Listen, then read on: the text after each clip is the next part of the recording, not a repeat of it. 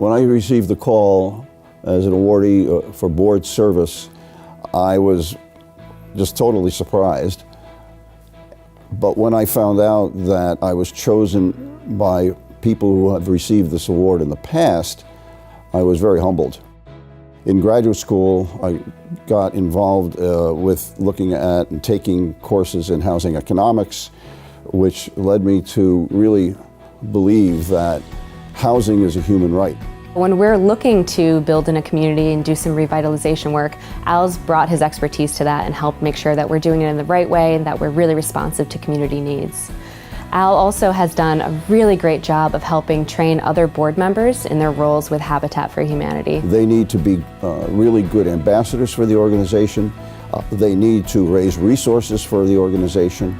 They need to support the staff, and they need to make sure that the fiscal responsibility of the organization is part of their responsibility. The most important and unique aspect of the organization is that it works directly with the future homeowners and involves them in the development, planning, and construction of their houses.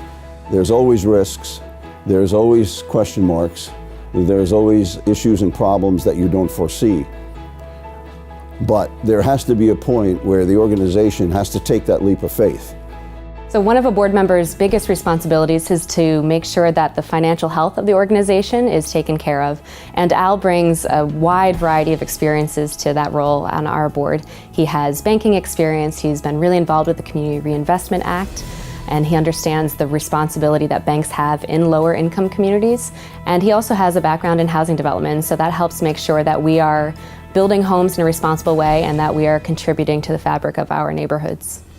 We generally say it takes about a year for a family to apply for and then move into their Habitat home. And so during the course of that year, they are working with the bank on their mortgage application, they're completing financial education and other homeowner preparation classes, and they're also doing their sweat equity. They are actually building on-site alongside volunteers and our staff their homes or the homes of their neighbors.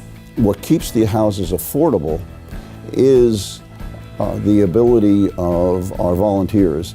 And we have steady volunteers as well as groups that come in and work on weekends and sometimes during the middle of the week. And so we try to make sure that we have a really good fit between their talents and what the organization needs. So for someone like Al, board service is the perfect way to make a difference with Habitat. He can connect us to people, he can help lead us in different policy conversations. For someone else, they might be a graphic designer, they might be an accountant that wants to help out. And so we want to make sure that we have a meaningful role for everyone that wants to help with Habitat. It's worked not only because of my efforts, but because of our executive director and her staff's efforts in moving the board from a working board to a policy board. You can't be at a meeting with Al and not have him introduce you to someone, right? So he's always thinking about whether it's for Habitat for Humanity or another organization he's involved with.